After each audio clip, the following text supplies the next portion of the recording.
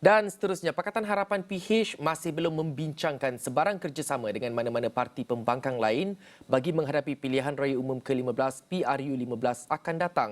Pengarah komunikasi gabungan itu, Fahmi Fazil berkata, perbincangan berkenaan masih terlalu awal memandangkan PH masih belum membuat sebarang keputusan mengenai rundingan kerusi.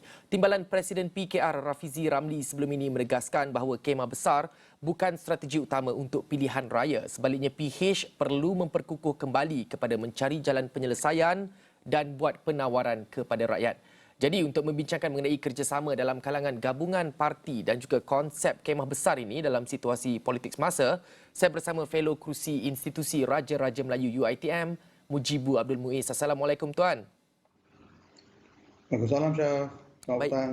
Selamat petang. Tuan, melihat kepada situasi semasa ketika ini, kita tidak tahu tarikh pilihan raya umum ke-15 mungkin akan diadakan dalam tahun ini atau tahun hadapan. Jadi kita nak berbalik semula kepada isu kemah besar. Jadi bagaimana Tuan melihat keperluan? Adakah PH ini sebagai satu gabungan yang memerlukan bantuan kemah besar dalam menghadapi pilihan raya umum ke-15 sekiranya untuk mencatatkan rekod kemenangan seperti PRU ke-14 yang lepas? Tuan. Ya, saya melihat begini, idea kemah besar ini barangkali sedikit berbeza di antara apa yang difikirkan oleh Rafizi dan juga pimpinan-pimpinan PH yang lain. Tapi walau bagaimanapun saya bersetuju bahawa idea kemah besar ini lebih dilihat sebagai satu kerjasama yang terlalu fleksibel dan barangkali memperlihatkan seolah-olah Pakatan Harapan itu tidak ada satu strategi dan idea lain, melainkan hanya berharap dengan kerjasama parti-parti lain yang akhirnya nanti barangkali akan dikhianati oleh parti-parti yang akan menyertai itu, sebagaimana selepas apa yang berlaku pasca langkah Sheraton, ya. Jadi saya melihat kerjasama dalam politik ini jelas satu perkara yang dialu-alukan.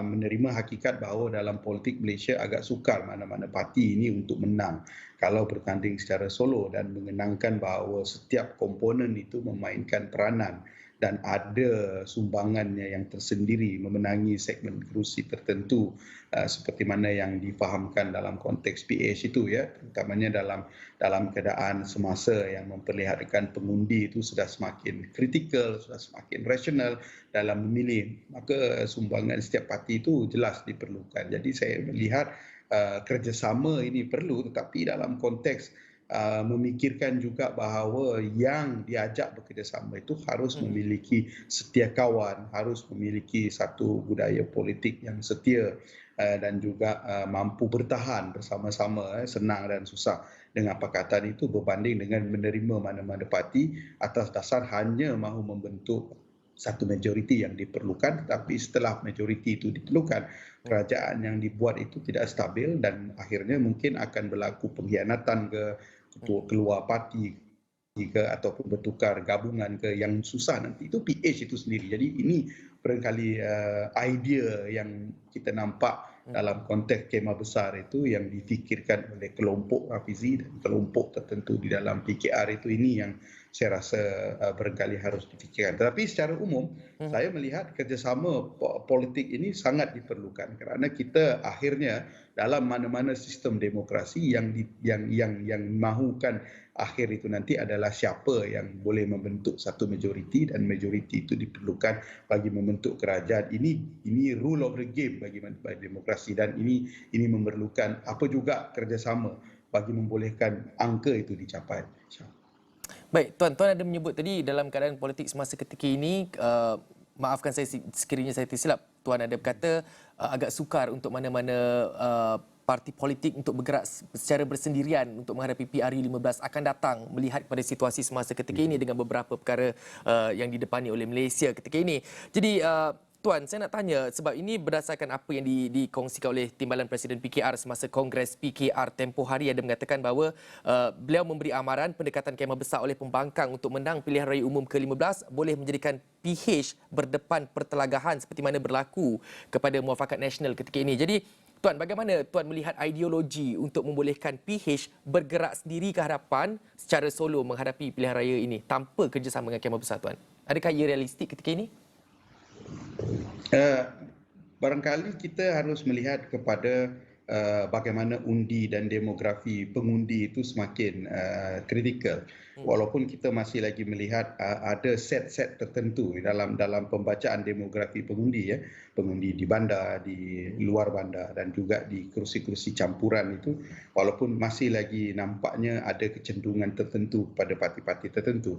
Tetapi kita juga melihat bahawa pertambahan pengundi, pembesaran pengundi, terutamanya dengan pengenalan undi automatik dan juga pengundi muda itu akan menjadikan rencah pengundi itu lebih kritikal untuk dipancing. Jadi kalau dalam konteks PH ini, saya setuju dengan kenyataan Rafiz itu, kerana bila mengadakan kemah besar dalam konteks asalkan boleh membentuk satu majoriti, seolah-olah memperlihatkan bahawa PH tidak belajar daripada apa yang mereka dapat daripada langkah Sheraton, di mana kawan-kawan mereka sendiri mengkhianati, dan dalam masa yang sama juga melihat kepada bagaimana Pakatan Strategik Muafakat Nasional itu sendiri juga tidak kekal selepas idea musuh bersama itu berjaya dijatuhkan, ya, selepas langkah Sheraton. PH tidak menjadi kerajaan. Kita sudah melihat bagaimana Muafakat Nasional itu semakin celaru idenya. Ada yang mahu bersama dengan Muafakat Nasional sehingga memecahkan PAS contohnya. Ada juga yang melihat lebih beruntung bersama dengan Perikatan Nasional berbanding dengan Muafakat Nasional. Tetapi dalam certain stage itu kita juga melihat masih ada kelompok di dalam UMNO dan juga PAS mahu meneruskan Muafakat Nasional dengan melihat bahawa kerjasama strategik ini perlu dilakukan di negeri-negeri tertentu, terutamanya Selangor dan Pulau Pinang, tapi tidak boleh berlaku di negeri-negeri Melayu. Jadi kalau kita tengok semua itu, kita melihat bahawa dinamika kerjasama strategik sebegini juga sebenarnya bahaya dan makan diri berbanding dengan stick to the friends yang sudah ada. Ya, terutamanya kalau kita bercakap dengan PH lah, PH ini sudah tentu kita melihat kepada Pakatan Harapan itu ditunjangi oleh PKR, DAP dan Amanah, ya, yang barangkali dalam konteks skema besar itu melihat kepada ada parti-parti tertentu, terutamanya segmen undi Melayu yang perlu diperkasakan, kerana ini satu segmen yang very critical kepada PH. Kalau kita tengok pada Barisan Nasional yang sudah semakin kecil pun, walaupun dilihat atas kertas mungkin boleh memikat undi, tetapi kerjasama strategik daripada Sabah dan Sarawak, dan sudah tentulah parti-parti seperti parti-parti yang kuat di bandar, ya, juga diperlukan. Sampai ketika itu kita melihat even DAP Anthony Loke dan juga Datuk Seri Ahmad Maslan, UMNO sendiri seolah-olah memberikan satu signal bahawa mereka juga boleh bekerjasama selepas PRU 15. Maka kita kata ini betul-betul memberikan satu gambaran bahawa di dalam politik ini semuanya serba boleh, walaupun bagi saya itu sesuatu ungkapan yang saya rasa klise dan biasa, tetapi yang biasa inilah kadang-kadang ini boleh menjadikan sesuatu yang luar biasa. Kerana dalam politik seperti mana yang kita bincangkan tadi, Syaf, ya, di akhirnya nanti game demokrasi itu adalah siapa sebenarnya yang ada numbers bagi membolehkan membentuk kerajaan.